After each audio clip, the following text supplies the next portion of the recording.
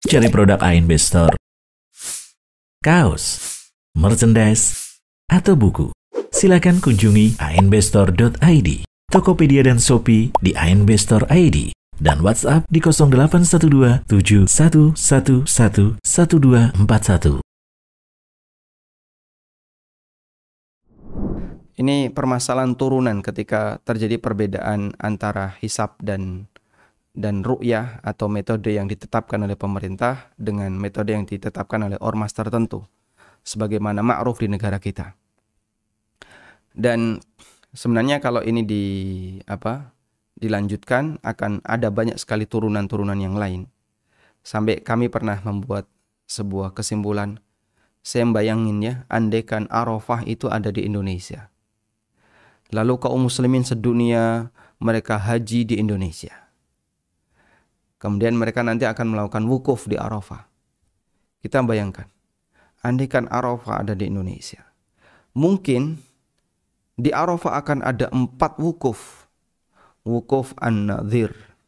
Wukuf misalnya lagi. Sekte A atau yang menggunakan metode hisab. Nanti wukuf yang menggunakan metode ru'yah. Dan baru Naqsabandiyah. Karena kan beberapa sekte sufi ini dia punya metode sendiri dalam menetapkan tanggal sehingga kadang duluan. Sampai pernah 4 kali hari raya, 4 hari ya. Anda bisa bayangin, kalau itu terjadi kira-kira gimana nasib para jamaah haji yang datang ke Indonesia? Ini kok sudah ada wukuf? Oh, itu kelompok An-Nadhir. Ini kok wukuf? Jadinya wukuf 4 kali. Masya Allah. Maka karena di Saudi tidak pernah ada yang beda dalam penetapan tanggal, sebab semuanya dikembalikan kepada satu rujukan, maka tidak pernah ada cerita hari raya berbeda, tidak pernah ada cerita wukuf berbeda, tidak pernah ada cerita kegiatan haji berbeda. Semuanya seragam. Baik. Nah, selanjutnya kalau melihat dari keadaan di negara kita, terjadi perbedaan dalam menetapkan kapan tanggal 1 Dzulhijjah yang nanti akan berimbas pada perbedaan penetapan tanggal 10 Dzulhijjah. Di antara efeknya adalah perbedaan dalam masalah waktu penyembelihan. Sehingga bisa jadi khilaf yang terjadi pada perbedaan pada penentuan tanggal 1 Syawal dengan khilaf yang terjadi pada penentuan tanggal 10 Dzulhijjah, efek sampingnya lebih rumit untuk tanggal 10 Dzulhijjah. Terus bagaimana beberapa panduan yang bisa kita lakukan? Yang pertama, Nabi SAW menilai tidak sah ketika ada orang yang menyembelih hewan kurban sebelum dia sholat. Dulu ada seorang sahabat yang beliau ini adalah pamannya Al-Bara' bin Azib.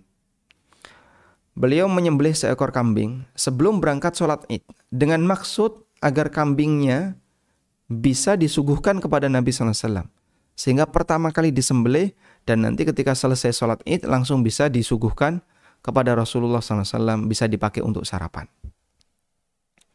Kemudian orang ini mengatakan kepada Nabi SAW, "Ya Rasulullah, kambing saya sudah saya sembelih sebelum saya sholat." Apa kata Nabi SAW? "Syatuka syatu lahmin." Kalau seperti ini caranya, kambingmu hanya kambing daging biasa. Gak ada nilai pahalanya. Tidak ada nilai kurban. Syatuka syatu lahmin. Tidak ada nilai kurban. Sehingga bernilai sebagai kambing biasa. Sebab ibadah itu ada aturan waktu. Seperti contoh misalnya. Dalam penyerahan zakat fitrah, orang yang menyerahkan zakat fitrah sebelum sholat Id dilakukan sah sebagai zakat fitrah.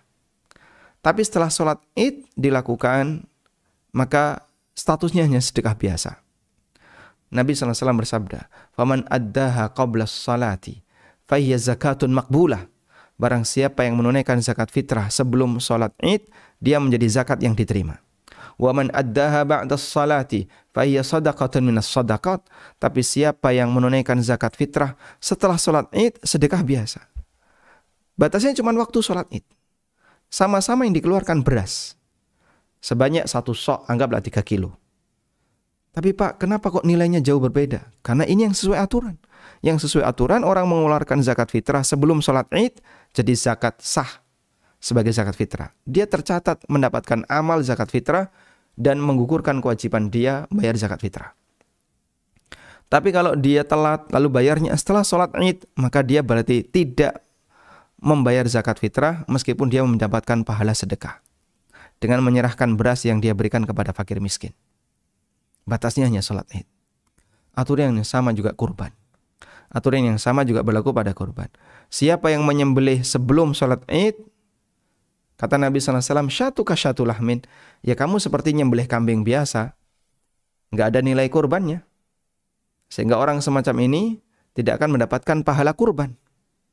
Dan siapa yang menyembelih setelah sholat id, dia menjadi kurban yang sah. Sehingga batasannya adalah sholat id. Maka ada perbedaan antara Syawal dengan Dzul Hijjah, dengan Idul Adha. Idul Fitri terkait masalah pembayaran zakat fitrah, Idul Adha terkait pembayaran atau terkait menunaikan kurban. Baik, ini catatan yang pertama. Maka jika sahibul kurban belum sholat id, karena dia meyakini ini hari belum Idul Adha, maka tidak boleh bagi dia untuk menyembelih hewannya. Tidak boleh bagi dia untuk menyembelih hewannya. Tayyib. Bagaimana ketika posisi dia mengikuti iuran sapi? Dan ini catatan yang kedua. Dia berada di posisi mengikuti iuran sapi. Sementara dalam iuran sapi itu ada 7 orang. Salah satunya dia. 6 orang sholat idnya misalnya di hari Jumat ya. Satunya Jumat sama Sabtu. Di hari Jumat dia sholat id. Yang 1 orang sholat idnya di hari Sabtu. Karena terjadi perbedaan tadi. Ketika sapi ini disembelih, berarti kan orang yang ke-7 juga ikut menyembelih. Karena hewan kurbannya patungan.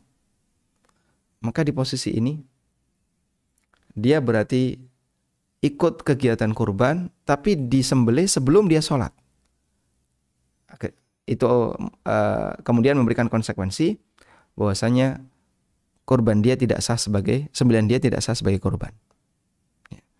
Karena dia belum melaksanakan sholat id dan dia yakini hari ini masih tanggal 9 Arafah, tanggal 9 Dzul Hijjah, hari Arafah. Belum Idul Adha. Maka di posisi itu dia belum boleh untuk berkorban. Sementara panitia Pak tetap menyembelihnya akan di tanggal ini, selisih 1 hari. Maka pilihannya 1, Anda harus mengundurkan diri dari awal. Sehingga nanti tanggung jawab panitia, uang bisa Anda ambil, dibelikan kambing, lebih independen, dan tanggung jawab panitia adalah mencarikan ganti. Atau 6 orang ini, karena 7 ya, hilang 1 jadi 6. 6 orang ini nomboi, sehingga sapi ini jadi milik berenam. Apa boleh Pak sapi jadi milik berenam? Boleh, karena maksimalnya 7. Sehingga seekor sapi dimiliki bertiga boleh. Dimiliki berdua juga boleh. Dimiliki berlima silahkan. Berenam boleh. Cuman jadinya iuran dia lebih banyak. Ya, karena sapi 1 dimiliki berenam. Sehingga solusinya untuk kasus kurban iuran, ketika terjadi perbedaan pendapat antara sahibul kurban A dengan sahibul kurban B, antara sebagian sahibul kurban dengan sebagian yang lain, solusinya 1. Kurban ini disembelih di tanggal 10 yang belakang. Yang menurut sebagian sahibul kurban itu masuk hari tasyrik. Dan menurut sebagian sahibul kurban itu berada di tanggal 10 Dzul Hijjah. Ini solusi yang pertama. Jika panitia bisa memberikan solusi ini, alhamdulillah. Insya Allah semuanya ridho. Dan sepakat semuanya sah. Sepakat semuanya sah. Baik yang meyakini bahasanya itu hari tasyrik, ataupun yang meyakini itu tanggal 10 Dzul Hijjah. Pilihan yang kedua. Kalau ini tidak bisa, sahibul kurban tetap meminta, enggak, saya maunya begitu selesai sholat id, langsung disembelih. Saya nggak mau besok. Berarti ini ngambil pilihan yang kedua. Jika tidak bisa diseragamkan di tanggal 11 menurut sebagian kelompok, atau tanggal 10 menurut sebagian orang dan tanggal 10 menurut orang yang lain, jika tidak bisa diseragamkan, maka pilihannya adalah yang di tanggal yang kurbannya telat, mundur dia. Mundur. Konsekuensi mundur gimana, Pak? Ya bisa minta uangnya dikembalikan. Lalu berarti kurang dong, Pak, ini seekor sapi. Kurang jumlah orangnya. Kurang jumlah orangnya, pilihannya ada dua. Nyari ganti. Wah, ini sudah mepet-mepet nih. Nah, itu yang repot. Semoga dapat ya.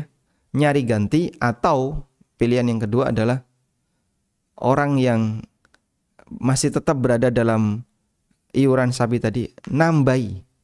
Sehingga bisa jadi tinggal berempat, Pak. Yang 3 idnya besok. Yang 4 idnya hari ini. Maka yang berempat ini iuran nambahi untuk memiliki sapi itu berempat, nomboi. Jadi yang keluar tadi berapa? 3 orang. Baik. Iuran 3 orang ditanggung 4 orang. Jadinya sapi ini milik berempat. Kurban milik berempat. 4 orang untuk seekor sapi. Boleh, Pak? Boleh. Baik. Ini solusi yang bisa kami berikan dan kami ingatkan kepada para panitia. Bertakwalah kepada Allah ketika Anda mendapatkan amanah semacam ini. Karena amanah ini nanti akan dipertanggungjawabkan di akhirat. Sehingga ada tanggung jawab yang harus Anda laksanakan, yaitu memastikan, yang utama, memastikan kurban dari para sahibul kurban yang Anda tangani statusnya sah. Memastikan itu. Maka panitia tidak boleh menggampangkan urusan semacam ini. Dan Anda bertanggung jawab ketika ada salah satu sahibul kurban yang ternyata beda, idnya besok. Lalu Anda paksa untuk tetap ikut disembelih di hari ini. Nah, ini pemaksaan yang tidak dibenarkan. Kasihan dia, batal. Dia sudah keluar uang tapi ternyata batal kurbannya. Dan panitia bertanggung jawab kalau tetap ada keputusan semacam ini. Sehingga pilihannya tadi, yang ini dikeluarkan, uangnya dikembalikan, carikan ganti, atau yang sisa nomboi. Atau pilihan yang kedua adalah ditunda penyembelihannya. Wallahu ta'ala alam. Itu yang bisa kita jadikan sebagai saran untuk kasus panitia, untuk kasus kurban yang terjadi perbedaan pendapat antara sebagian sahibul kurban dengan yang lain. Kalau kambing insya Allah lebih ringan ya, tinggal ditunda aja. Kalau masjid tidak melayani ya, berarti dia bisa cari masjid yang lain. Nah,